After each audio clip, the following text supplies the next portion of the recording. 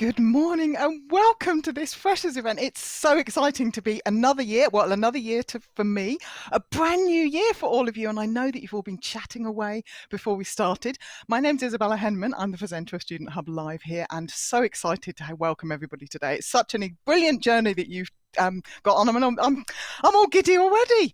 So I've got some lovely guests with me today. I've got John, I've got Christine, I've got Tracy, I've got Matt, and I've got Jessica, who will all be our lovely guests on camera a little bit later, along with Heidi, who is in the chat and on camera as well. And I've also got Mark, Sinead, and Jess on chat, who have no doubt been asking you and answering all sorts of questions for you so far today.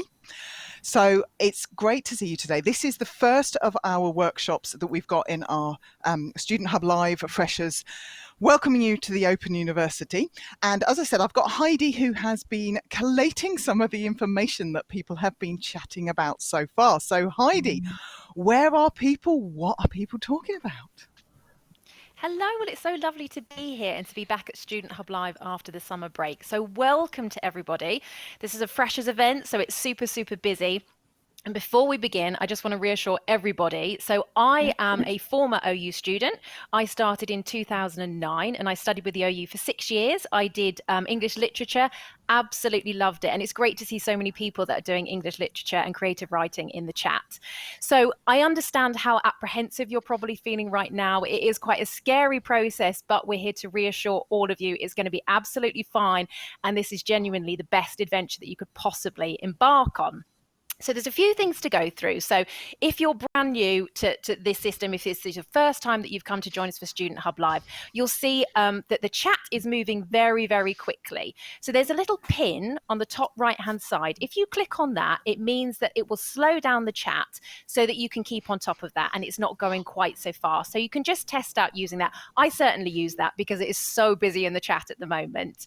We've also got some widgets. So you can see there, we've got a map there. We're asking people what they're studying and where they're joining us from. Have a little play around with those widgets, put your information in there, and then you can see what other people are saying as well. We've got the map up, so pop exactly on the map if you're joining us from the UK, where you're joining us from. And it's time for me to say some hellos. So, as I said, there's so much going on in the chat, so I'm going to say hello to as many of you as possible. Philippa, first question. Anyone else juggling looking after young children while studying? Philippa, my son was 9 months old when I started studying with the OU. I know it's very, very daunting, but it's totally doable. Sarah Jane has said, it's real now, isn't it? I think being in this session has made Sarah Jane realize, yep, it started. There's no going back now. You're going to love it, Sarah Jane. Kelsey just turned 19, finished A-levels in the summer and is now working towards a BA in history. Welcome, Kelsey. That's fantastic. Dennis from Deepest Dorset, studying a BA honours in history and is petrified. You'll be fine, Dennis. Don't worry. Vincent, first time studying in 17 years. And Chloe, this is my first time studying after I dropped out of a brick uni 8 years ago. Nervous, but really excited to get started. And Janine, get well soon. 5 days post major surgery. So this is going to be more challenging than ever, but can't wait to get started. So I do hope that you're doing well, Janine. And well done for joining us today. Goodness me. Tony from Hertfordshire, returning after an 8-year deferment to continue my integrated Master of Environmental Science. Welcome back. Lisa joining from Gravesend. Lane is from Port Talbot. We've got Katrina in Porthcawl. Loads of other people joining us. Like I said, I wish I could go through and say hello to every single one of you, but I am saying hello in the chat. Do let us know where you're joining us from in the widget and enjoy the show. Fantastic. And apparently I'm supposed to say, people of Aberdeen, where are you? There's a song in my head that's running around and I can't work out what it is. And I'm not going to try and sing it because that's probably not going to be a good idea. Apparently we've got a little bit of a tech issue with one of the widgets about what are you studying. So some of the things might have dropped off. So if you can't see what you're studying on there, do have another go. And I think you need to put something different in each one. Be careful if for instance, you're putting health and something. If you put the word and in, it looks like you're studying and. hand. So just be aware of that. So lots of people here. It's great to be, and actually, it's probably worth mentioning. I started my OU journey as a student as well. So the person who's doing a master's, I started off with a master's as well. And I remember we didn't have this kind of thing when I started. So I was just all paper and just reading things and going, where is everybody? So it's lovely that we've got this and that you've got other people. And that's probably one of the really big messages. There's lots of other people out there. So my first guest is the very wonderful John Butcher, who has got a fantastic title, which I'm going to wait until it comes up on the screen so that I get the full title of it, because I can never remember your title, John. But it's really, really smart, isn't it? Oh, and they're not showing it for me, so I'm just going to read it. It's Professor of Inclusive Teaching in Higher Education. That sounds wonderful, John. Why did you particularly want to be here today and welcome our students to this Freshers event? Thank you, Isabella. I'm absolutely delighted to be here. It's always a pleasure to welcome new students to the Open University. I too did a master's and a doctorate in education part-time with the OU, so I'm absolutely with all the new students on this one. A rather bizarre sub-story to my title is that I didn't realise until I got my chair that you get to choose your own title. So I actually invented that title, Professor of Inclusive Teaching in Higher Education. It's essentially, I think, and I'm very proud of it because it represents, I think, to some extent, my journey through doing very poorly at A-levels and going to work and then getting a degree from a polytechnic and working as a teacher in further education and comprehensives and eventually getting into teacher training.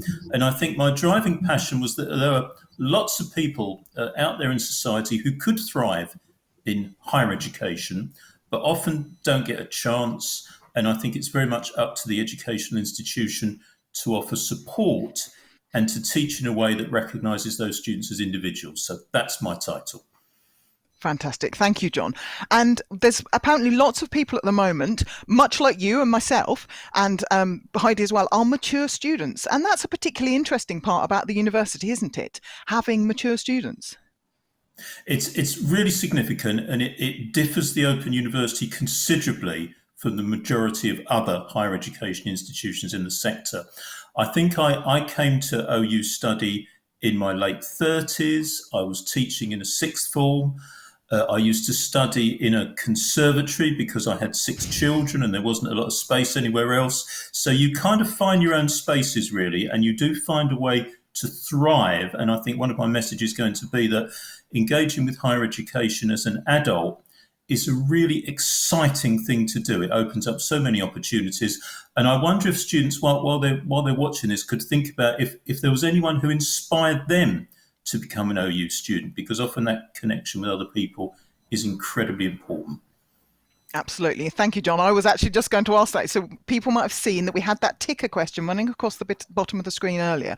Who inspired you to be an OU student? And we'll go to Heidi a little bit later to hear some of those stories.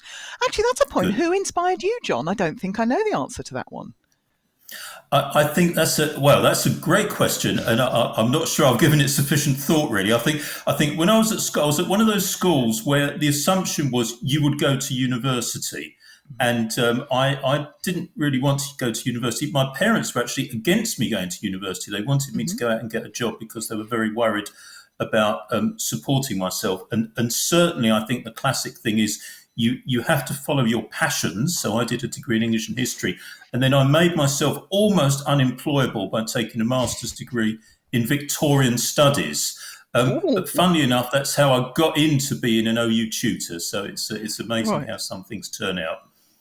Fantastic. Yeah. And that's the thing, isn't it? We've got all sorts of different people. We've got mature students, and we said John and my journey was as mature students, but we've got apparently we've got some immature students here as well, John. That's how they're describing themselves. But we've got young students as well. And that's one of the good things about the Open University is the fact we're open. And that's something I know that you wanted to particularly talk about, isn't it? So what does it mean for us to be open and welcoming students at the moment?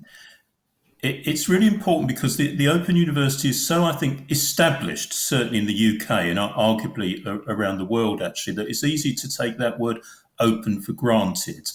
And I think for me, there's something about the university's social justice mission to be open to all. And I think going back to those differences from conventional brick universities, we are also uniquely open access. And what that means, I think, is quite significant. So we've heard from some students who've already started at some Brit universities, and they will have been selected or had to meet certain A-level criteria or other criteria to get in. The Open University will take anyone, not only in terms of any, regardless of any prior qualifications, but also I think importantly, regardless of how long you've been out of education. And it is for everybody. So I'm delighted we've got some 19-year-olds with us. I also recall a lovely chap who used to attend our committees as an OU student rep, who was in his early 80s and has always wanted to study in higher education, but just hadn't had the opportunity. He retired, and that was then the time for some me time for him, as it were.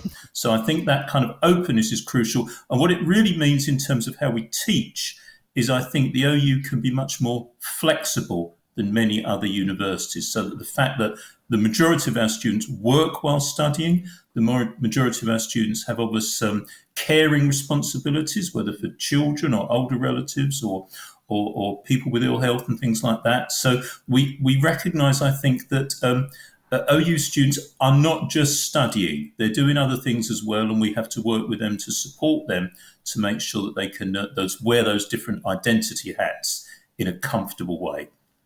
Yeah, I know. I remember that when I used to do an introductory day school for one of the modules that I tutor, and we used to talk about that. We used to say, you're not going off to university in the same way that people at a Brit university do.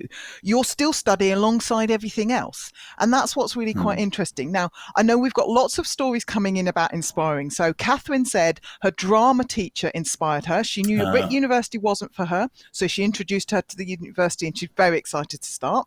Sarah Jane said, my brain didn't feel ready until now. I think I inspired myself, to be honest, as I've come so far in the last few months. I have to practice what I preach to my foster sons. Oh, that's fantastic, isn't it? Maisie says, I was inspired by listening to podcasts where academics were talking about subjects I was interested in. I realised I wanted to be like them. Yeah, I've got into podcasts in the last couple of years, I have to say. And I'm like, oh, I need to find out that. I was actually listening to something about AI yesterday, and that was very interesting. And Kaylee says, my daughter's DDP therapist inspired me. Always had an interest in psychology. She helped me believe in myself that I could follow my dream. I know Heidi, when we come to Heidi in a little bit later, there will be a few more then. But I wanted to pick up this idea about flexibility, not flexibility, flexibility with you, John. So can you tell us a bit more about that for our new students and how that works out in practice as they're studying? Yeah, well, let's just reflect back on what that map of the nation told us. So it's essentially with the Open University, you can study from wherever you are, and many of our students can be in quite remote areas or areas that aren't well served by other higher education institutions. And crucially, I think it means you avoid the necessity either to travel to a Brit university or indeed to live on campus, as it were, with all the costs that can be incurred there. So I think it's very flexible in terms of you don't have to move to literally go to university. You can be at university from your own kitchen table or whatever. So that's, I think, an important thing. And I think the second thing is flexibility around pace. So students, as we can imagine, with all their responsibilities, can be very busy. Some people will want and indeed do succeed in studying at great intensity and getting their degrees if they're aiming for a degree in 3 or 4 years. Others will take 6 years studying part-time. Others will defer and do different things and come back to the university and finish off perhaps 10, 12, 14 years later. So that flexibility, I think, is really, really important. And just the third thing, just in case there are any students out there who come in with credit transfer, we also have students who perhaps have started off some studies elsewhere. Perhaps it didn't quite work out for them or there weren't the opportunities to continue. And the Open University, I think, is very flexible in acknowledging the learning they bring with them. And then students can pick up perhaps at stage 2 or stage 3 and get their undergraduate degrees. So I think that's where the flexibility comes in. Absolutely. And it's interesting where you talk about deferring and coming back, because I'm coming back myself after having had a 4 year Ah, break within my study. And I'm very excited to be starting studying again. I haven't been able to for various reasons. And it's like, oh, I'm coming back and it's lovely. So you were talking about the map and where people are. So we showed the map a little bit earlier, but I've got some additional information that I've been told that we've got 39 students who are watching in Europe, 3 in North America, 1 South America, 1 Africa and Middle East, and we've got people as far as Shetland in the UK. This is so wonderful, isn't it, John, that we reach people in so many different areas? and one of the things I will say is one of the absolute delights of working for the Open University is the opportunity to attend a degree ceremony. Now, we're getting ahead of ourselves now, but I happened to be at a conference once in Vienna, as you are, and the Open University had a presence in Vienna, and I was able to attend the kind of Central European OU degree ceremony. And that was Wow. absolutely fascinating because not all Yeah. countries have open universities. So that's worth thinking Yeah. about as well. We're very lucky. Yeah. So that's wonderful. So we're meeting all sorts of people now. We've got people from all over the UK. We've got people in different continents. We've got people with different ages doing different subjects and so on. I'm going to come to Heidi now just to get some more of those inspiring stories before I go back to carry on talking to John. So what other inspiring stories have we got, Heidi, that people have been inspired by other people to study with the OU? Yeah, so many to choose from. So Danielle says, my wife inspired me, which is lovely. Vincent, my children, I want to be able to provide them with everything that I never had. Freya was also inspired by her son. I was so inspired by my son too. Lisa was inspired by a friend. And Jade says that Alison Weir has inspired her because she wants to also be a historian. Charlene, my 4-year-old autistic son, is my inspiration to study psychology and eventually specialize in behavioral psychology. And Paula says, one of my closest friends was in banking for 17 years and then had her children in her 30s. She decided to completely retrain when her kids were tiny and did an OU geography course. She became a teaching assistant and is now head of department in a secondary school, and she is amazing. So Paula's got a very inspiring friend there. Lovely. And Maria says that her boyfriend inspired her. So there's so many lovely stories in the chat. And it's so nice to see people sharing. I do just want to say a quick colour. You mentioned there we've got people joining us from North America. I want to say hello to William in Connecticut. William is an expat and says that he misses Scotland. So I just wanted to get that in there and say hello, William, and thanks for joining us. Fantastic. It's so great to know we have people from all sorts of places. It's the thing that always gives me such a buzz. And we've been talking about people who have been inspired by their children, people who've got young children who are caring and so on. So John, I know something you were particularly keen to talk about is your advice, your experiences. You said about studying in the conservatory around your children or maybe away from your children.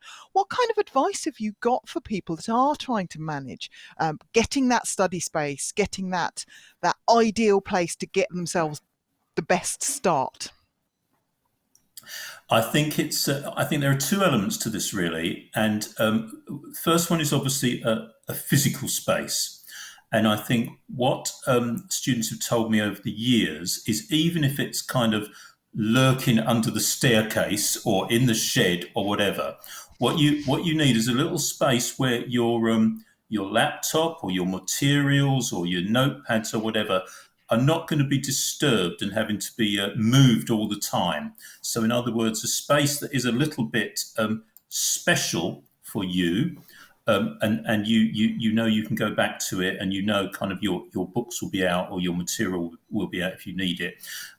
That's not easy for everybody because we know some students have to study in kind of libraries and internet cafes and that kind of thing. But if you can do that in the spaces you have around where you live, that's great.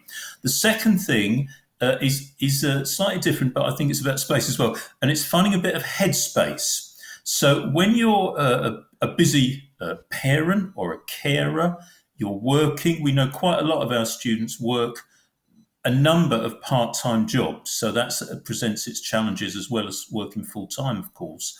And often it's very difficult to find that space in your head, in your brain, to think about your Open University studies.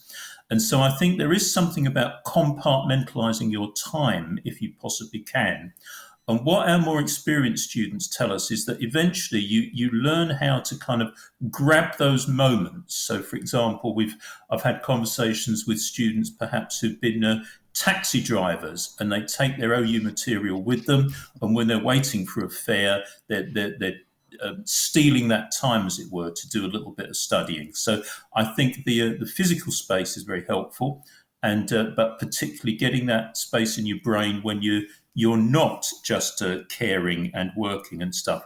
And what I would say is to be very open about that with folk around you. So I think being clear that sometimes, as a mum or a dad or a whatever, you may need to sit at the table for an hour and engage with your teaching materials. And I think I've heard some lovely stories, and they've been mentioned in the inspirational things already, really, where students have sort of sat down with their children while they're doing their homework at the kitchen table, and it becomes a kind of shared learning activity. And I think that's a lovely picture, really, of how to do it. Absolutely. Yeah, and we've got a special session for our freshers access students on Thursday. But I know that many students who study with access, it's so that they can actually help their children with their homework, and Yes. it's a lovely thing. And I was marking some work recently from students who had just completed, and that was something that somebody said at the end. I've achieved what I want to achieve from this module because I can sit down and I can help my children with their homework, which is great. And actually, there's been some resilience that's already been shown today, John, which you might be interested in. So Geeta has been trying to log in for half an hour, and is demonstrating the resilience of an OU student because she's managed to reach us today. So well done that she's got in there. Sally apparently wants to know what I'm studying. I'm carrying on studying mental health science. So the people that were talking about that earlier, yes, I want to know a little bit more about that. Now, John was talking about people space, getting buy-in, finding places. Now, one of the other things, and it sort of links in with that, John, doesn't it, is that at the university, we help students to learn factual information, but we also spend a lot of time on study skills, don't we? Can you explain a little bit about what that means for people that might not be very familiar, and what particularly that we do at the OU to help students there? I think this is a really important point, because I think what new OU students should be very open to is the fact that their learning experience will be very unlike the kind of learning they might have experienced from school, however recently or however long ago they were at school. So we do not expect students to be vessels that we have to fill with facts.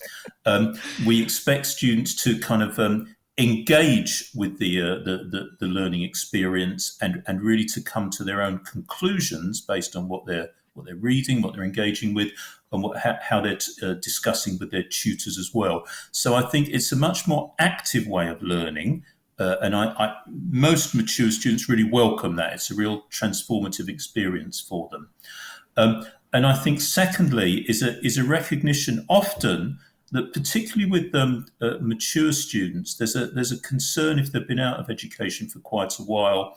Oh, I've got nothing to bring to this experience. And actually, if you have a conversation with your tutor, the skills you've got as a parent or juggling 3 part-time jobs or whatever are incredibly helpful in terms of life experience, so that you can prioritize your studies and that kind of thing. So I think the crucial thing is talk about that sort of thing with your tutor, and also develop, if you possibly can, whether it's a study buddy or simply someone around you, one of your peers, who's just a little bit interested in what you're doing, because sometimes just having a chat over a coffee can be incredibly helpful in terms of resilience and persistence, actually, in keeping going. Yeah, and recognizing other people are excited. The way I was very excitable at the start, because I'm starting my new module. Everybody watching is starting their new modules, but it's lovely to get other people's buy-in, and you can teach them things. You can say, you know what, I just learnt this. Can I tell you about this? Or do you know what? I've just learned how to take notes. I didn't realise that. And I do that to people all the time, and they're like, oh, you're doing it again, are you, Isabella? Yes, thank you. You've learned this. Do we need to know? But actually, most of the time they secretly go, oh, actually, that's really exciting. So that's really great. It's been lovely to hear from you today. Yeah, go ahead, John. Can I just throw in go. one other thing? Because I think it's you mentioned the skills development. And I think for OU students, this is very important, because I think what we try to do, and this goes back to my title really, is to help people learn how to learn. And I think schools are not as good at that as they might be. I don't think I learned how to learn probably till I was doing my doctorate, which is a bit shameful, as I was in my 40s by then. But there we go. But I think that idea of learning strategically and knowing what's really important is an incredibly helpful skill to get, and we'll help you do that. Yeah. Thank you. Yes, absolutely, John. So I wasn't trying to cut you off. I was just saying thank you for all the useful things you said. But I think that's such a good point to make. And I remember when it was another one of these things which I kept telling people about. I probably haven't told you about this yet, John, but when I used to be of what we called the acquisition model of learning, and it was all in here and it was great. And I knew because I'd learnt it. And then somebody explained what we call the participatory model and learning from other people. And I was like, no. And then it suddenly clicked and I was like, but John, I've learned from you. And yeah. But I've learned from doing that. And you know what? It's so exciting. I get giddy talking about it, because genuinely, it's so nice when you can learn with other people. I know we've got people that don't want to do that, and that's absolutely fine. We're not forcing you to do anything, but sharing with the people that are around you, sharing with other people, sharing with your module. You know what? I learned this, and I'm really happy about that, and that's great. So it's been great to talk to you today, John. And you mentioned about having tutors. And my next guest is the very lovely Christine, who has been on a number of different modules with me at different points. She's never been my tutor, but I've worked alongside her and I've had the privilege of learning from her. She's much calmer than me, aren't you, Christine? You're not quite as giddy. Oh, yes. Much calmer. So Christine, you're a tutor. You've been a tutor for quite a long time with the university. But many people might be going, I don't know what that word tutor means. So what does the term tutor from the Open University mean? Can you explain to those students that are new? Yes, well, hello everybody. It's interesting because technically speaking, I have been a tutor off and on for more decades than I want to remember. But I've been a tutor of all sorts of different types. But since joining OU, I've been a tutor attached to one or more modules at any particular time. And our duty, really, our role, is to support students with their journey through the university, particularly with regard to their academic work. When it comes to non-academic things, often our role is to just signpost them to the relevant people, some of whom you'll be hearing about later this morning. But my role, and that of other tutors, is basically to support students with their academic work. And what that means is helping them to understand and use their module material, helping them through tutorials to be able to express themselves and ask questions and learn new things, marking their assignments, answering their questions, however trivial they think they are or however profound. From my point of view, there's no such thing as a stupid question. I don't mind if it's just a trivial question they want to ask, like what line spacing should they use for their assignments, or whether it's, what I actually think about the origins of DNA or some such thing. Whatever, doesn't matter, just ask. And sometimes if I can't answer that, I could just point them in the right direction and they can find the answers themselves or talk to somebody else. So I'm a support person focusing on their academic work, and I give them lots and lots of feedback regarding their assignments, because it's worth saying that when students are asked to do assignments and they send them in to us, we don't just look at them and say, oh yes, tick, good, could be better, or anything like that. No, we write masses and masses and masses in terms of feedback.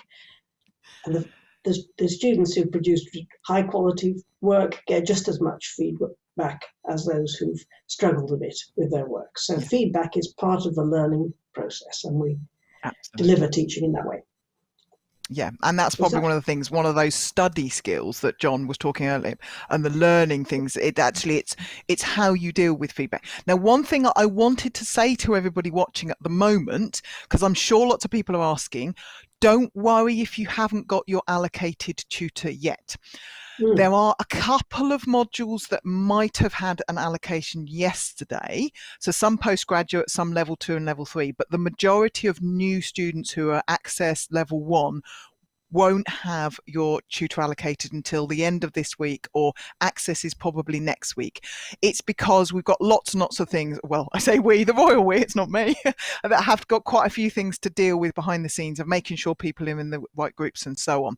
So don't worry if you don't have your allocated tutor. And I know people will be asking that because everybody always does. You will do soon enough. You will do by the time your module starts, because remember, this is Freshers Week before the modules even started. Most people's modules either start on the 30th of September or the 7th of October. So I think what I'd like to ask you next, Christine, is from the tutor perspective, what kind of things would you say to students to start doing now? What would you like the students to be getting on with before they would hear that from you as your tutor, as their tutor, sorry? right. Because it could be a little while before they hear from me, but they will. Don't worry. If you have access to your module website, which you probably do, there is probably introductory information there available to you, suggesting that you do this, have a look at that, do the other, and so on and so forth. And it really is worth taking that very seriously, and really doing it systematically. If you do it systematically, if you go through what you're asked to do, and go through things systematically, you're going to find your feet much quicker. You're going to find your way around. Now, a lot of the things that it'll suggest you do is, why not click on this and see what it says, and what it offers, and so on. And that's you have a sort of guided exploration, should we say? It's a bit like going up a mountain with a mountain guide rather than doing it yourself. And if you're a beginner, it's kind of better to do it with a guide. So I would urge you to start working through what they suggest you do. Take your time, but follow it yourself. Don't just flick around randomly, because although you'll find interesting things, you'll lose your way and not understand how A relates to B and B to C. So be guided and follow the path. I mean, look at it as having a mountain guide with you. That's my best. Yeah, I like the suggestion. idea of that, the mountain guide bit, because it was Mm. making me thinking of like when you're trying to build a piece of furniture or you're trying to make something and there's instructions. I was trying to make a workbench that I got for my birthday in the summer. I have to say the instructions were really bad. They were just a single bit of pictures and I went, but the bits don't look like that. How am I supposed to Mm. make it? And then I had to go off to Right. YouTube or try and find a video. I kept pausing it going, Mm. but the bits you've got don't look the same. But we're not like that, are we, Christine? We're not No. bad instructions. We give useful instructions, don't we? Yes. Yeah. Yeah. So that's definitely the thing.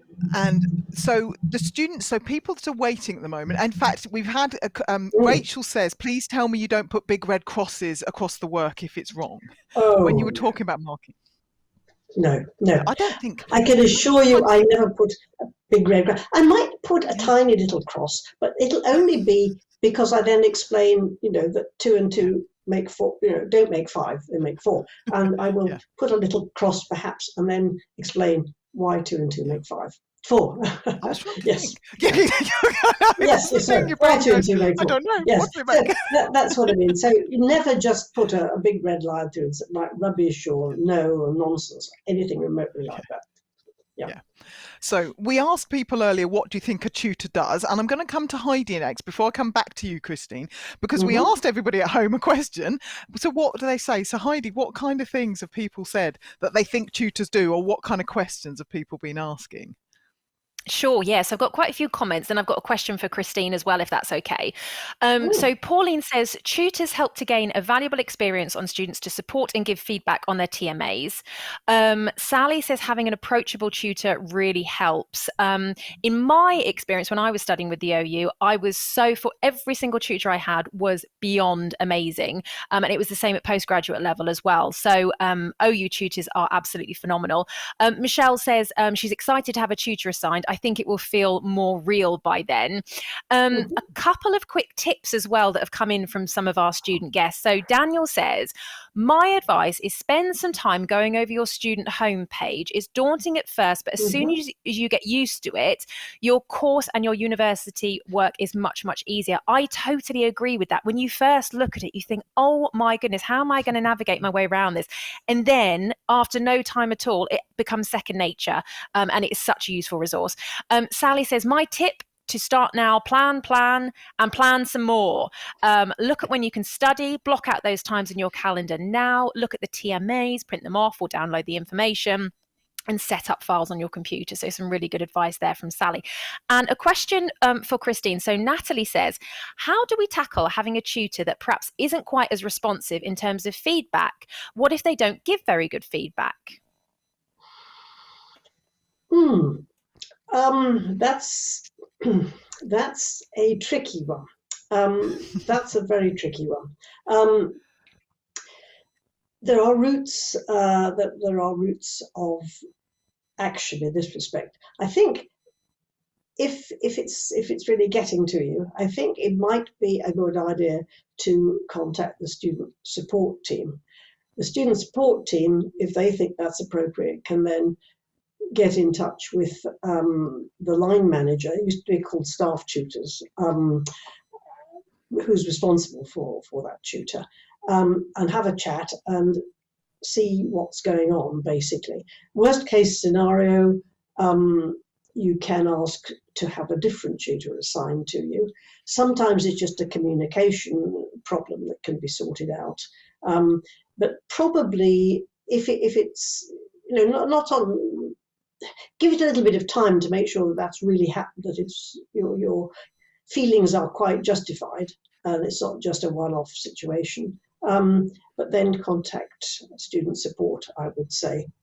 I think somebody else was thinking of jumping in there, but I think that's probably the best approach in the first instance. Yeah, I think I'd probably agree with you as well, Yeah. Christine. Yeah, because I know, Mm.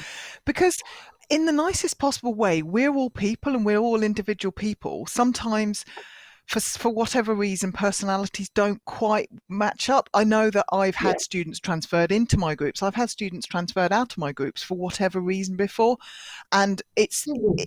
it happens. It's if you're in that situation, contact somebody in student support, see what can happen. It might just be that there's a bit of miscommunication. And in fact, that's something I wanted Mm. to talk to you, Christine, about in Mhm. terms of what, as tutors, so I'm a tutor as well, and what kind of information do we actually see about students? Because I think students might be quite interested to know sometimes what we do and we don't see about them. Okay.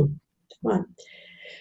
Well, when we get our allocation of students, which, as we have explained, will be in the next week or so, a week or two, what happens is every tutor can then see what's described as the student profile for each of the students in their tutor group.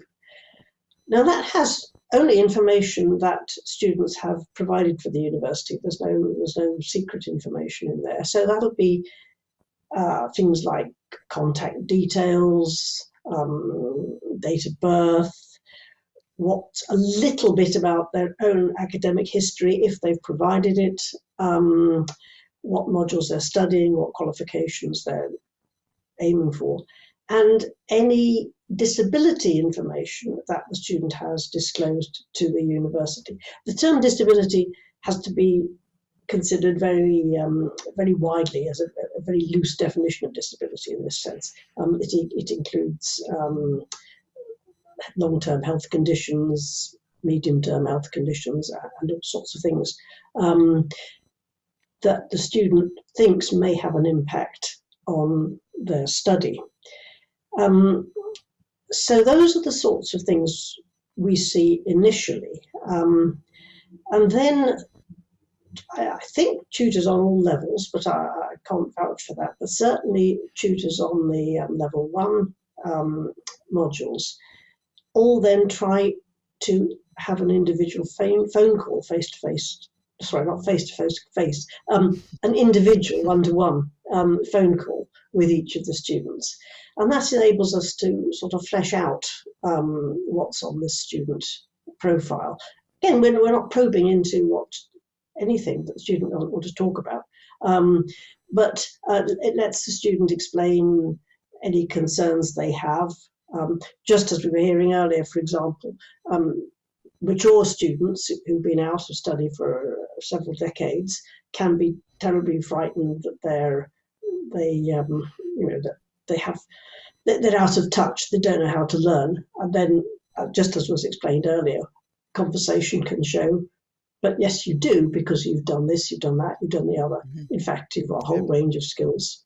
Likewise, new students, I think we mentioned we've got one who's straight from school. Students of that sort sometimes find it quite a culture shock to move from learning in a classroom to learning apparently on their own. They're not really on their own, but it feels as if they're on their own. So those sort of things we can talk about. For disabilities, so let's take an extreme example. Suppose we find somebody who's got severe deafness, profound deafness. Is an introductory phone call really going to work? Maybe yes, because maybe they will have provided information about that and how they like to manage it. Yeah, absolutely. I think that's the key thing. Yeah. And I know when I see my student allocation, we see some things, but we'll always say to students, please let us know what you want us to know. We can see some things, we can't see everything. Now, I know we've got lots of questions that are coming in for you, Christine. So I know there was one, how many students are allocated to each tutor? I think that depends, doesn't it? It depends on the module. It will depend on the module, but the higher project modules, I think, sometimes have smaller groups. But most of the level 1s to 3s, excluding any project ones, I think we'll have about 20 students in each tutor group. Approximately, that's the allocation. Yeah. So that's quite manageable, And many tutors are tutoring several tutor groups, perhaps more than one in a particular module, or maybe that's a couple of 2 or 3 levels. So a particular tutor may have anything between 20 and perhaps 60, let's say, on average, which is important for communication. When students send an email and say, hello, this is Ali. What's the answer? How do I tackle question 3B? And you don't know which module it is. They probably have half a dozen students who might have shortened their name to Ali, and we don't know which assignment it is. So it's useful for students to remember that tutors actually may have a lot of tutors, a lot of students to look after. So information is really valuable. Yeah, I think that's key, because I know I tutor on a number of different modules myself. So I always say to people, please put your module code in. It's a good thing. For instance, I've got my calendars on the wall behind me here, so I can remember what they are, because often people can't remember what their module codes are initially. Apparently, the wind is causing havoc. It might have been the reason why I froze and Christine froze a little while, but Sally's had a tree brought down in her back garden. So hopefully nobody's getting any damage. I've heard various gusts outside. I'm not going to look out the window at the moment. But what I'm going to do is, thank you. You've given us some really useful information, Christine. I'm just going to go to Heidi next to see whether there are any other specific questions for Christine or for tutors. Heidi, is there anything else that people wanted to know?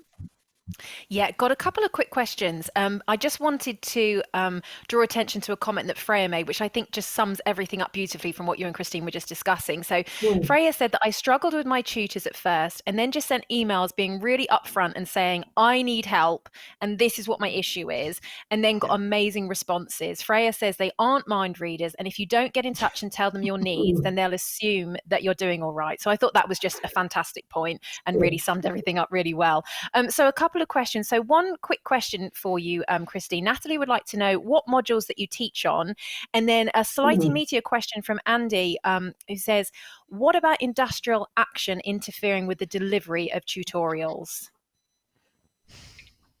Right, well, that's two interesting questions. I currently teach on STK 100, which is a health science level 1 module. It's really the entry level module for a whole variety of courses related to health, basically, as opposed to nursing and health, and social care and health.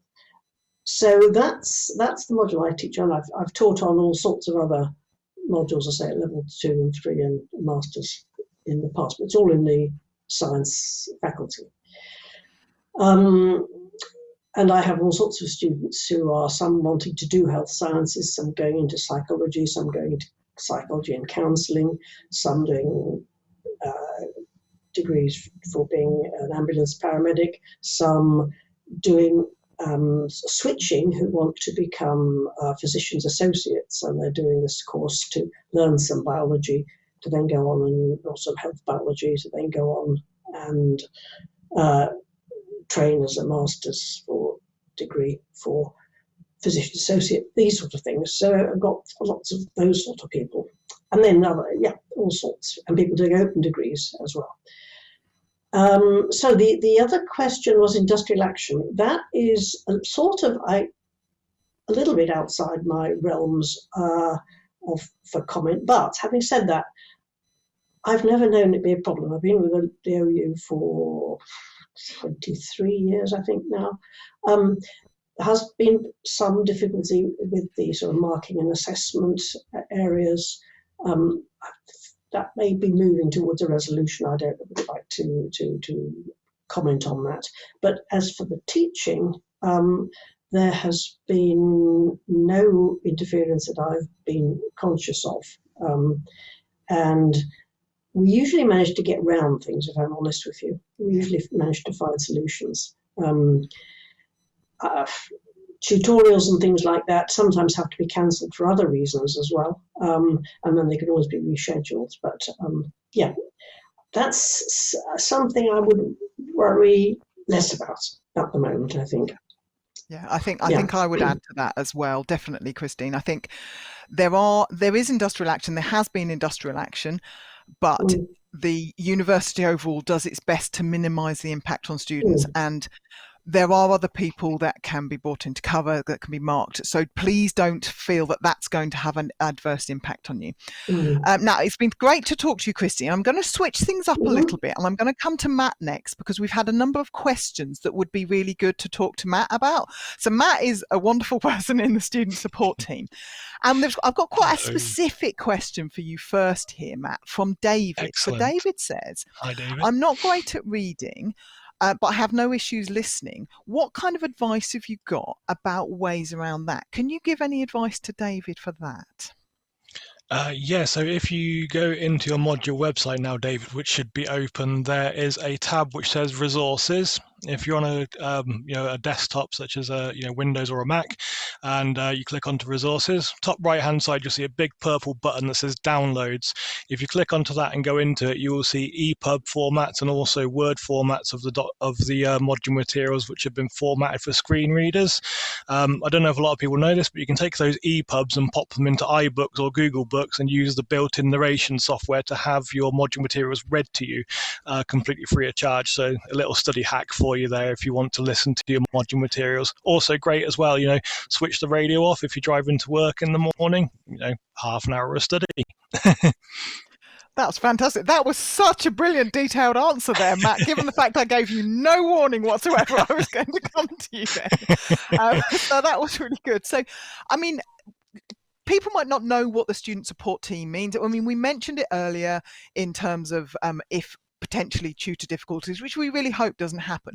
Can you just give students a little bit more of an insight about what the student support team does so that our brand new students get a bit of an idea? Yeah, absolutely. So we are here to support you on your study journey. We're starting out, or if you're returning back to study with us. We offer information, advice, and guidance on your study. We're here to help you solve any barriers to study that you might be experiencing. If you're not sure about what to do next on your study journey, if you finish your module, we can help you as well. If you've got a particular career goal in mind, for example, have you checked your qualification to make sure that it's the right qualification for your career goal, so we can start to explore that with you. If you need to go a bit more in depth as well, we would refer you on to our careers service. But mainly we deal with situations where students have hit a bump in the road on their study, because 6 years, it's a long time. Life is going to get in the way. Something is going to come up. No study journey is perfect. I myself started studying with the OU in 2016, and it's been a roller coaster up and down. And I'm starting out again on a new qualification this year, studying law, which is well lovely. outside of my comfort zone. Really excited, slightly nervous, because science TMAs are great because there's an answer and you can work it out and you can check it. There's not an answer for something like law or business. It's your argument. So we'll see how that goes. Yeah, and that's the thing, isn't it? There's so much information out there. There's lots of people that are available to support. The reason why, so John was the introduction about welcoming in the first place, talked about study skills, talked about open access. I had Christine talking about what a tutor can do, and the tutor is the first line. I will talk to Jessica later, who is part of the Careers and Employability Service, and she'll give all sorts of ideas about how they can help. But the student support team are it's a little bit sad sometimes, isn't it, Matt, that you only get to talk to people when things have gone wrong, but you don't only want to talk to people when things have gone wrong, do you? No, I mean, I had someone, we've got a number of different ways you can contact us. So if you hit your student support team, you'll get a link of all the different ways you can get in touch with us. You can email us if you don't want to talk on the phone, and tell us that in your email if you don't want us to call you. Email only, please. We'll do that for you. There's web chat, or there's, the good old fashioned contact numbers as well. I mean, a great story I had was a student on a maths module had got in touch with me, just sort of like, one day before the exam, and they were saying, I can't do this, I don't feel prepared for my examination, I'm really struggling, I want to cancel my module. And I had a look, and they'd done really well in their assignments. So we had a little bit of a chat about it, about how they were feeling, encouraged them to go and take the exam. And I told them, I said, please come back once you get your result for your examination and tell me how you got on. Yeah. You can send an email in, for attention of Matt, and it'll find its way to me. And this student did, and she got an 87. She achieved a distinction on her examination, which was a fantastic outcome for that student. But good. She was this close to packing up and going home because of her nerves. So we're not always here when there's a problem. Sometimes if you just need a bit of a boost, if something's impacting you, if you're not feeling great about your studies or something else, come and talk to us. We will help you. Brilliant. Thank you, Matt. That's really helpful. Now, my next guest, I'm going to talk to Tracy next, who is a student, was actually one of my students last year. And actually, some of the things Matt was just talking about reminded me of you, Tracy, because I remember you emailing me saying, things are going wrong. I don't like this. I don't know things. But I want to take it back. Now, I'm not doing this in a negative way. Tracy got through well. It was fantastic. And she's carrying on in her study. But lots of people are saying, what do we do at this stage? And they're really, really worried. As somebody who's a continuing student, who's gone through and had these sort of beginning nerves, what would you say to other students to do at this point, Tracy? I think, like Christina said, really, Isabella, to find your feet, get confident with that homepage, click around, see where things are, and check out your dates. Dates are quite important, I think, when you can see what's coming up before Christmas. I think to take small little chunks of time is quite useful, not to be distracted by what's going to come up in summer, because that can be quite daunting. So small chunks is quite handy. Right, that's really helpful, because I think that's something often we sort of touched on it earlier about you think you need to know everything immediately, don't you? But it isn't. You've taken things and this idea of working through systematically, and the idea of the instructions and actually reading through things. So I know on some of the modules you've done, Tracy, there were things like primers, weren't there? How did you find those? How did they help you? Primers are quite useful, daunting perhaps to start with, but I think to have bookmarked it, to know that it's there, and also that might back up your dummy TMA, which I think are very useful. I've not done one every course, But to do it with yourself last year was perfect because everything that we needed to do in that time, whether it was to upload a picture, to use an Excel document and create a graph, it was all just really good practice. Any problems ironed out from the beginning. So definitely hit those. Yeah, so that's the sort of the making use of the information. Just so everybody knows, I will come back to Matt for any of the specific questions a bit later, but I really wanted to bring Tracy in because it was sort of, so people are worried. And Tracy, you're a student face. You are real, aren't you? You are a real student. Yes, yeah, I've been here since 2019, did an access course. Yeah. And I did initially want to go to Red Brick as well. I wanted to be a speech therapist. I really didn't think that was going to work 3 years away from home. So Open Uni seemed the ideal place to come, and been doing the health sciences ever since. Lovely. And I know some of the things when you were one of my allocated students, we talked a bit about planning, didn't we? Getting yourself a space. So John was talking about carving out your place. And I know some students at home are talking about planning. What do you do particularly that helps yourself in terms of planning or preparing yourself? I do like those dates, to have dates up on the wall so you can see what's coming.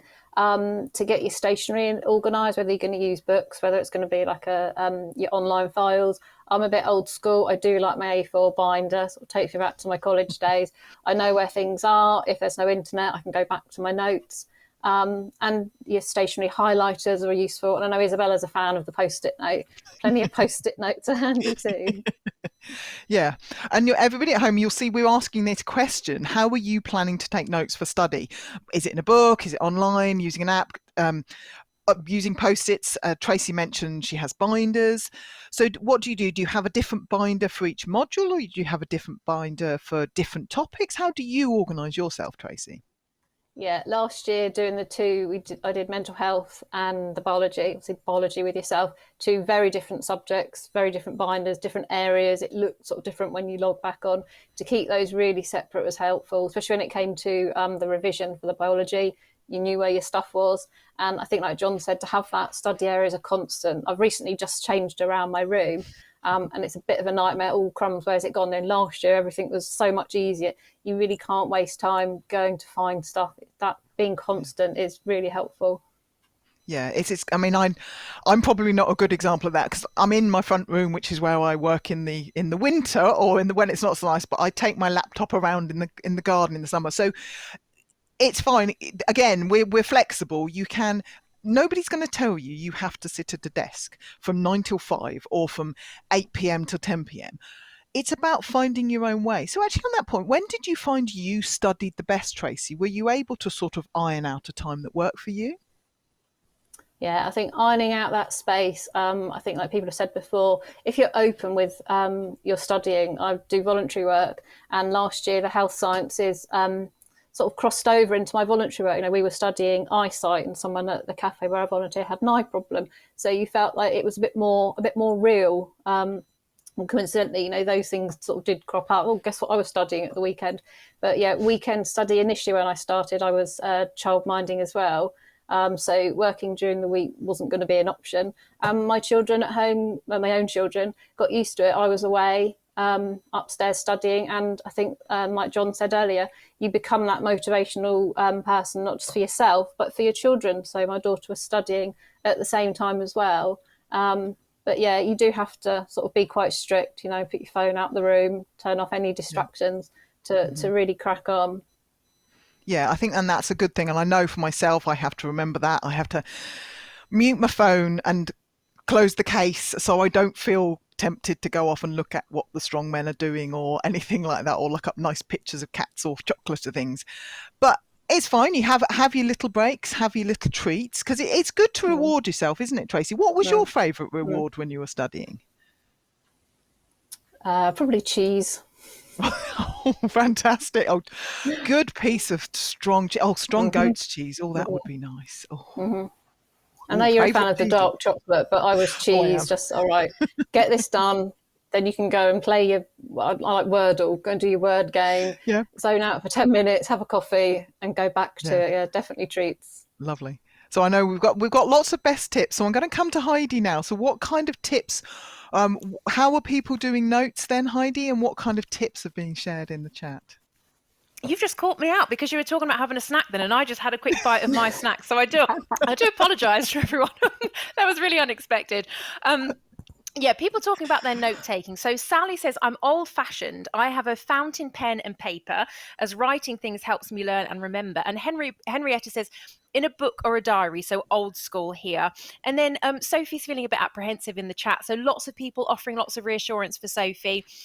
I really like this comment from Emma. It says, level 1 is about getting through and comfortable. Your actual grade doesn't count towards your final grade. You just need to get over the 40% hurdle. So not as frightening while you get used to studying. And I thought that was a really nice way of framing it, just saying that first year is about really acclimatizing yourself. Don't put tons of pressure on yourself. Everything's going to be fine.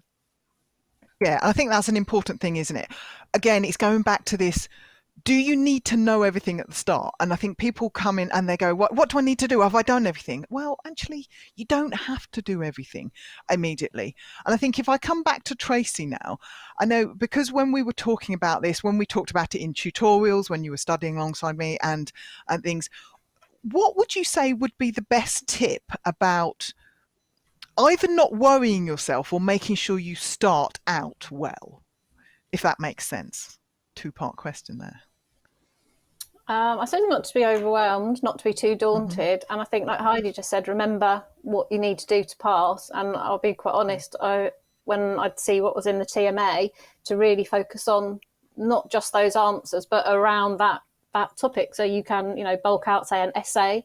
But if I knew a topic was an essay topic, like we wrote about fat last year in the diet, my notes were extra neat and tidy, and maybe did some work on the side as I went along. So just ease that little pressure. But no, you can't remember everything.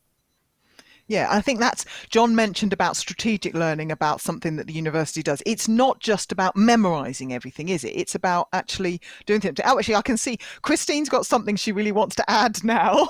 So, Christine, what would you like to add from your experiences as a tutor?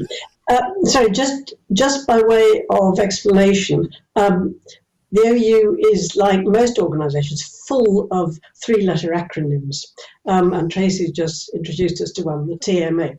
TMA is a tutor-marked assessment or assignment, I forget which, tutor-marked assessment. And these are the sort of continuous assessments that students have to do during the presentation. So there may be, say, 5 of those a year or something like that, but that's what she's talking about. But there are a splendid number of three-letter acronyms, TLAs, if you like to call them that. So there you go. So and one idea, can I just say one other clarification, relevant to what has been said earlier? There are 2 websites that brand new students need to be familiar with at this stage, or should I say, they really want to get familiar with. One of them is Student Home, which is the one that gives an overview of all the study. The other is their module website, and they do need to make sure they've found both. Probably the Student Home page, after the first week or 2, they will be using much less and just as a reference source from time to time. But at this stage, they need to look at 2, because I have had students who've only found one and not the other. Yes, Sorry. That is actually a very good point. Thank you, Christine. You're pulling me up on my job because I'm forgetting to do these things. And it's the really lovely thing about being part of the OU, actually. And it makes you feel part of a sort of a happy little club, because we have all this terminology, and all of you that are watching and are thinking, I'm not going to get used to it, it becomes second nature. You get all this terminology and you get used to it, isn't it? Isn't it? What, that was awful grammar. I do apologise. But you get used to the terminology. But yeah, TMA, you'll find those. Student Home, Module Home. So the Student Home is when you first log in. Then your module website, which is in the middle. There's the Student Home Help Centre, which when I come back to Matt, we'll talk a little bit about. And there's different things. Now, I just wanted to finish up with Tracy before I go back to Matt. And Tracy, I know when we were preparing for this, you were talking about confidence and whether or not you felt you did or didn't. Now, what did you want to say to people that are starting out about confidence overall? Yeah, it's very difficult to have that sort of confidence in yourself, but looking at how far I've come, when I went to think back to the beginning, I sort of wished I'd relaxed a little bit more now, sort of enjoyed it a little bit more now. that you can do that piece of work, send it in. That's progress in itself, and then you've got that chance to improve. But yeah, and that's where your tutor group, I think, can come in. If you're all doing the same work at the same time, if you've engaged with those forums, that can be quite helpful.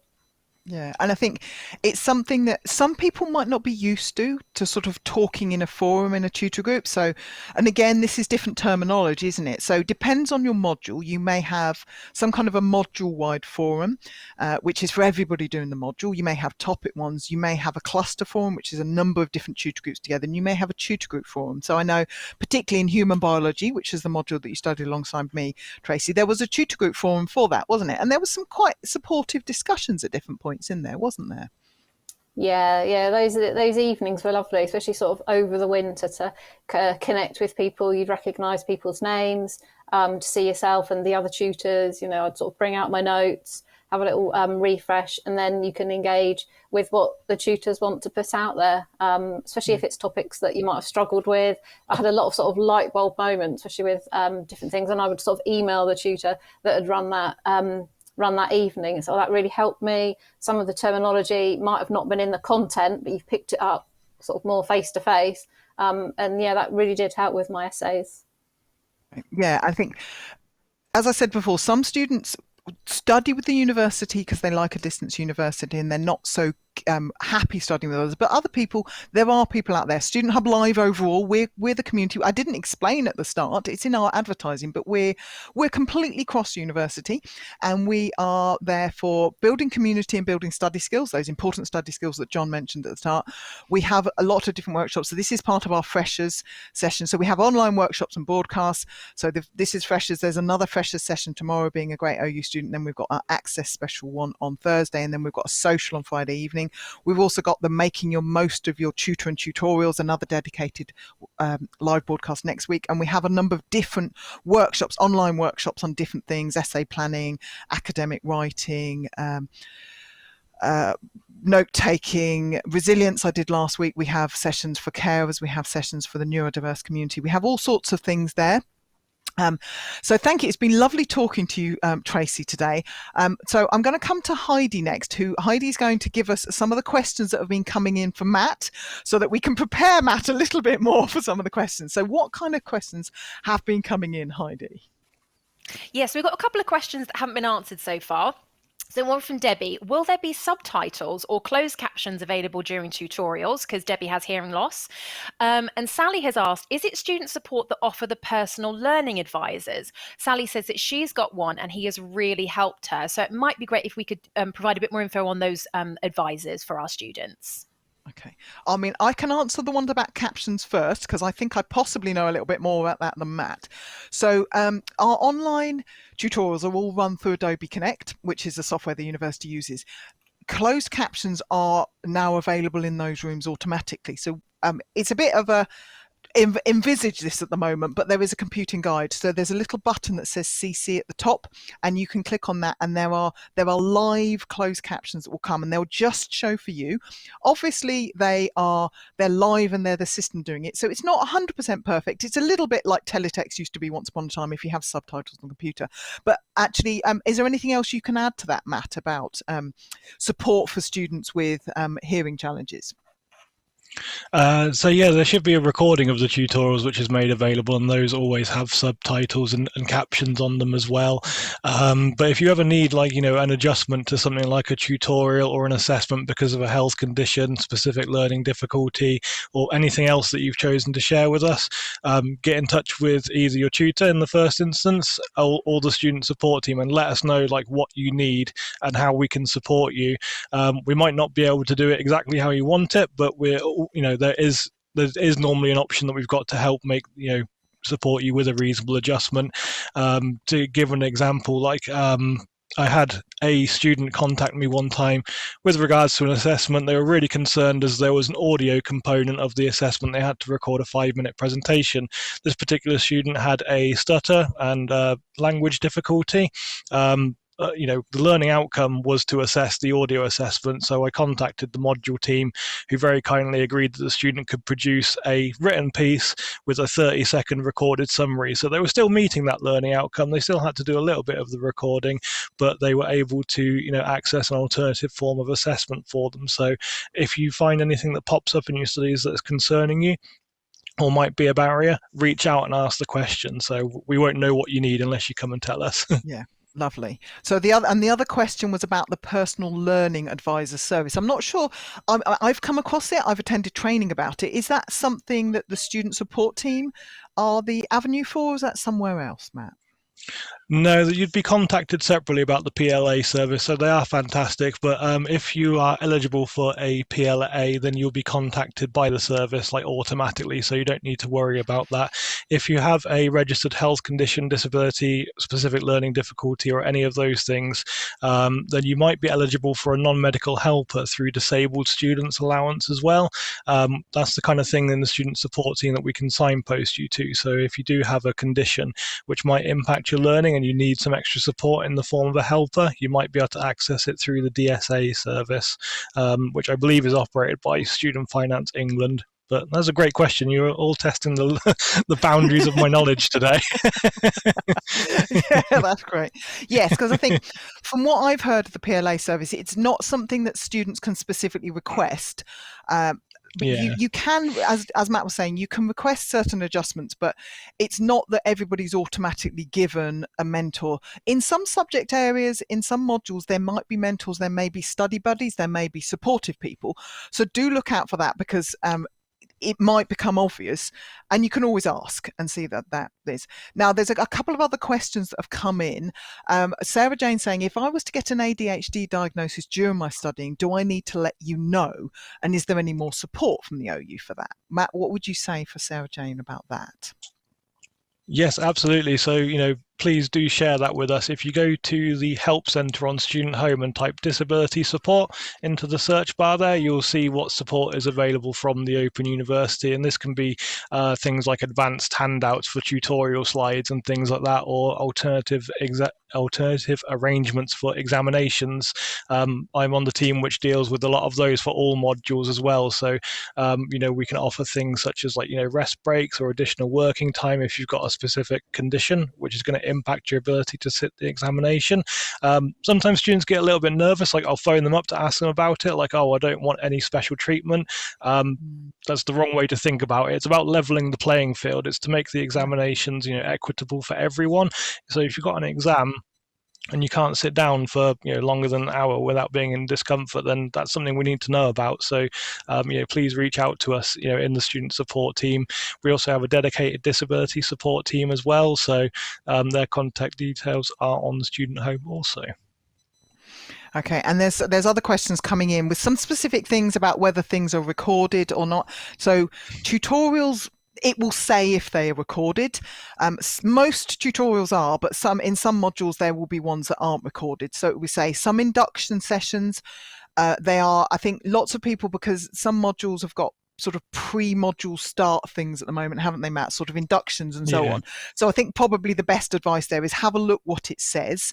It will tell you whether it's been recorded, and then you can get the information. Because some students, everybody's so enthusiastic at the moment, but the reality is the modules don't start until the 30th of September or the 7th of October. So you're very soon already. So, but it's okay. You're fine. You don't have to do everything so far. So that's been great, Matt. If there's any more questions, I will come to you. But I wanted to come to the lovely Jessica. And Jessica is from our Careers and Employability Service. Now, we touched on careers earlier, and there's some people that might be going, I don't really know what the university offers. And it might be that some people are studying for a career and employment purposes and might not. So, Jessica, can you give us a little bit of an oversight about what does your department offer? Okay, yeah, no problem. So, I suppose in terms of what we offer support to all students that are registered on a qualification and throughout your Open University studying up to 3 years afterwards. And there's a different resources that I can go through in a bit more detail that I'd specifically kind of point you towards. But I suppose just to let you know that we are here and we're here to encourage and support you in navigating your career goals and discovering what your career needs are, because sometimes that can be quite daunting. And as well as that, even if you're not sure at all, just get in touch with us and we can see what we can explore in terms of encouraging you to engage with some of our resources. And also, we've noticed that from data and feedback from students, that actually the students that have got in touch from the very early stages have actually had more of a motivation for actually continuing and successfully completing their qualification. So it can be really useful just to get in touch and we can discuss how to navigate your future. Lovely. Because there's a couple of questions for people. So you'll see we've got the ticker question, which is the one that's going across the bottom. So what are your motivations for study? And you can tell us about that in the chat. And you will also Yeah. see that we've got a widget at the moment, which is, are you studying for career purposes or for interest?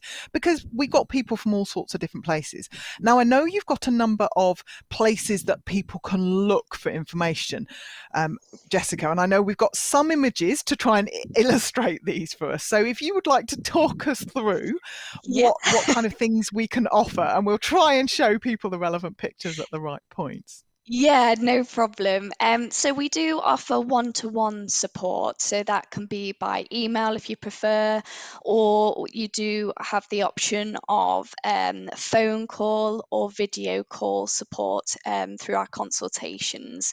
There's two different types. So we've got an information and advice appointment, which would be around 20 minutes with one of our employability advisors. And that's kind of a starting point conversation.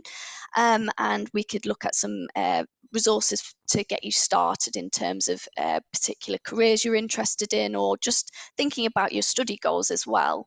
We have 45-minute consultations as well that we could refer you on to after a 20-minute appointment, or alternatively, there is the option to just book in a 45-minute appointment. So we're just going to show you an image of the Opportunity Hub, which is where you would look to book your appointment. Now, at the moment, as a new student, if you've not yet started your module, you've got that all coming up, you won't actually be able to access Opportunity Hub until 5 days into the module, until your module start. Falling over my words there. But as soon as you do gain access, you'll be able to view that image that we've just seen there, and that does specify the different types of appointments, and you can check in terms of the availability. But even if you can't log in at the moment to Opportunity Hub, I would advise still getting in touch with us, because obviously then we can look at booking in a manual appointment and still getting that conversation going prior to you starting the module if you wish to. Okay. The other resources we've got online employer panel events, employer showcases. We've got general career skills events. So if you're looking at kind of your CV or your interview skills, or you want to learn how to network, we've got a number of events that you can book onto, some of which can be recorded, so they can be quite useful to dip into when you feel ready. We also have Careers Express, which is a newsletter that will be sent out that you can subscribe to, and that highlights some of the main resources and events coming up. And then we've also got our careers page, which I think we have an image of as well. So at the very top of your student homepage, you can access the careers tab, and you can view the different resources that we have to offer. And this is one of our kind of beginning resources to discover how to plan your career as an initial starting point. Yeah, that's great. So there's lots of things. So some of it is a if you're just starting out, if you're not sure what you want to do, we've got lots of information there. Yeah. And then another one is a bit of a reminder that everybody's really enthusiastic and wants to get going straight away. Don't worry if you can't see everything yet. Once your module starts, you'll be able to. The same as with the module websites, you can't see. So we've got the widget should be ready to show. So let's see whether people are studying for employment or career purposes. Okay, so that's very interesting if you want to show that. So lots and lots of people, career purposes, but there's also a fair number for interest. So that's it. And I think it's really that sort of thing. As there's a spread, and you're called the careers and employability services. Now, I just want to talk a little bit about employability skills, which again, it's one of these terms, like Christine pulled me up earlier on using terms.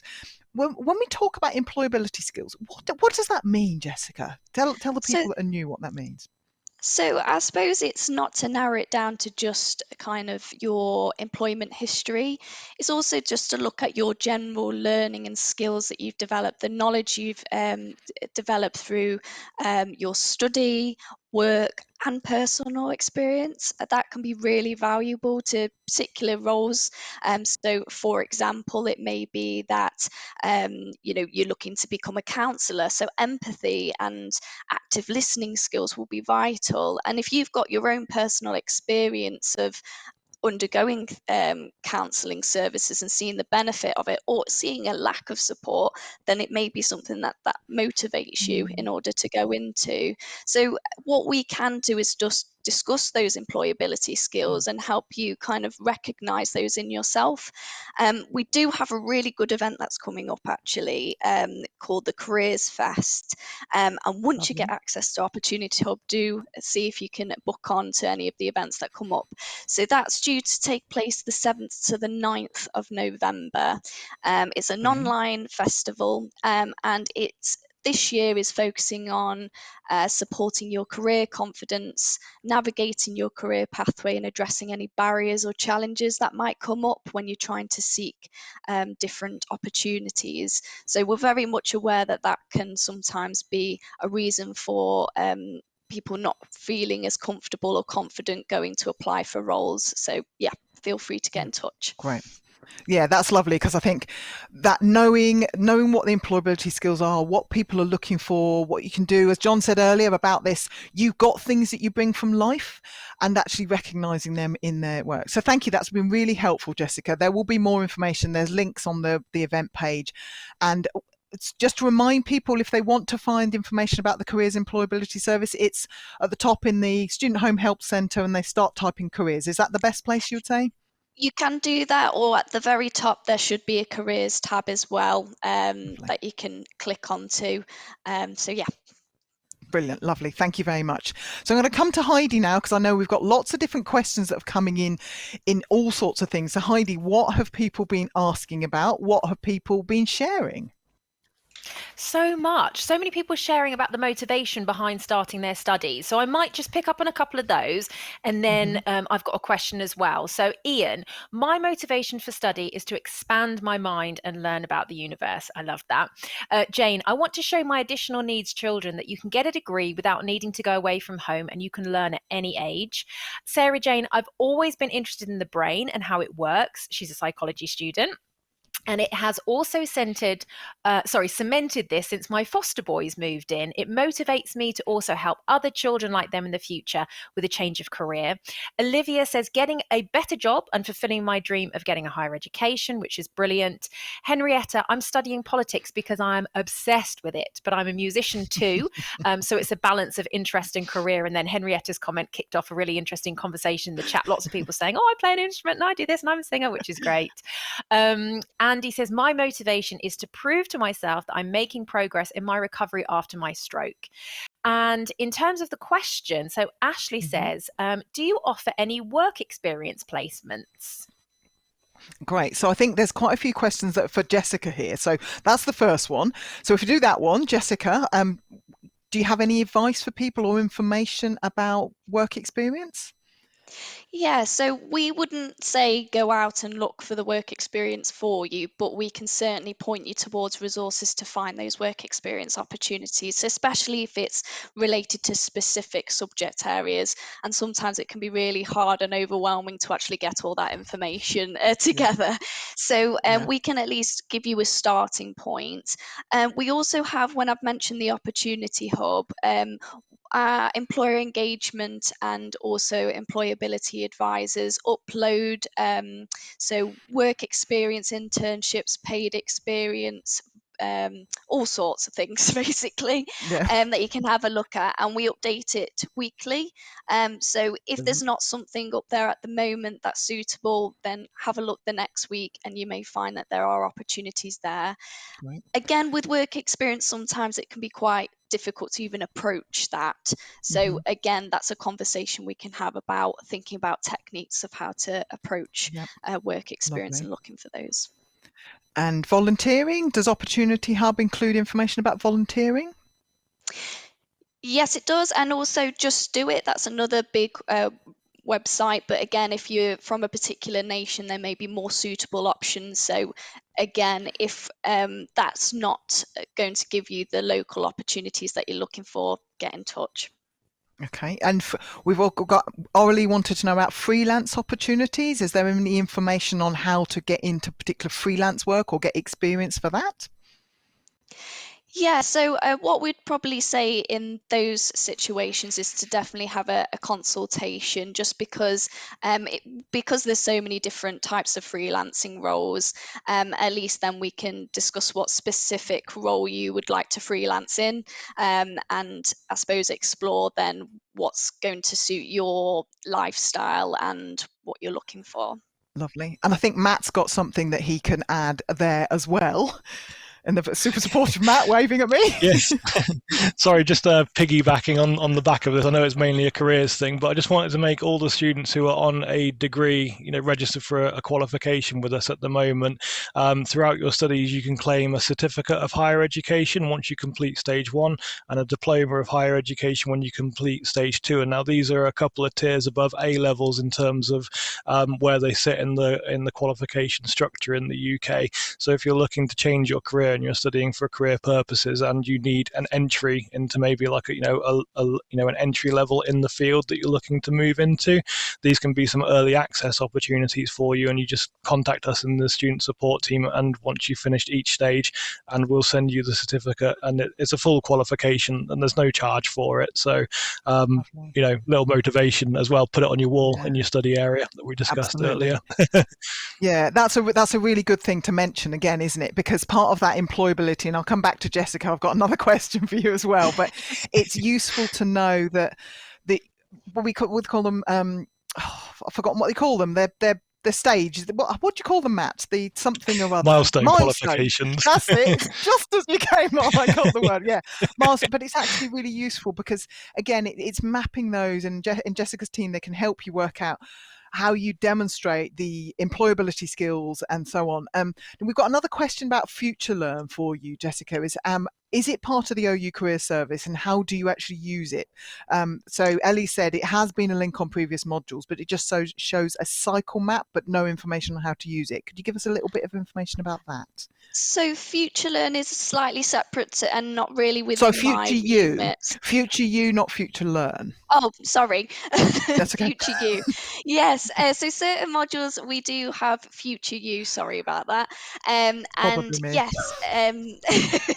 So on the your student homepage, I think it's through your subject website actually that you can access Future You. It's usually something that is prompted for you to have a look at the later stages of your module. And it's a place where you can reflect on your study and the skills and employability skills that you've developed. And that can be a really good log, especially if you're trying to kind of develop your own personal portfolio. What I would recommend though is to also have a copy yourself, just in case, once you've finished your study, and if you don't have access anymore to that future you, that you do have a copy of it, just so that if you Great. do want to use it for evidence, that you have that. Lovely. But no, Yeah. it might be that it becomes more relevant later on in your study. Yeah. I think because I've known that when I've looked at Future You, and I do apologise if I said Future Learn. That's a completely No, it's all different right. thing. Future You, I think it's themed to different modules, so it depends on the Yes. module quite how much of it you can see. Now we're almost out of time, so what I wanted to do is get all of my guests. I'm going to give you a bit of a warning. Your little bit of your sort of your snappy take-home message for everybody. So I'm going to come to you first, Heidi. So what's your take-home message for everybody at home that you'd like them to know about starting off? That this is an amazing adventure. And I know that it's scary, but the rewards that come with OU study will surpass your wildest expectations. And trust me, I've been there, I've done it. And the development that you will find in you as an individual is astounding. So you're brave, you're courageous, and we're all in this together. Lovely. Thank you, Heidi. That's great. So what about you, John? What would you like to give your take-home message to everybody at home? I think allow yourselves to be excited about the studies you're about to embark on, and be open to being transformed. That's the most amazing thing that you can do by engaging with higher education. You'll be a different person when you've finished it. Brilliant. Christine, what would you want to say? I think I would like to echo that, actually. I think to be open-minded, I think, is really important. Everybody brings something, some preconceived ideas and interests and priorities and so on, and that's understandable. But come with an open mind and be prepared to hear other perspectives, learn about other things, and Great. wash away all the biases you may have. Lovely. And Tracy, what would be your take-home message? Mine's about sort of continuing the motivation, what people are probably feeling right now. So when it gets into the winter, when things might get slightly trickier, you might doubt yourself, but just remind yourself of why you're here, what's brought you here today, what's going to keep you here till May, and just remember that. Lovely. Matt, what would be your take-home message? It's my golden rule for OU study, and it's keep in touch. Tell us what you need, what's going wrong, what's going well. We want to hear the great stories as well as the not so great as well. Come and talk to us. We're here to help you succeed. Absolutely. And Jessica, what would be your final take-home message? Very similar to Matt, I would be saying, please do get in touch with our career support service. We're here to support and empower you to realise your true potential, and so that you can navigate your future goals. So please get in touch. Great. Thank you, everybody. So it's been great to talk to everybody today.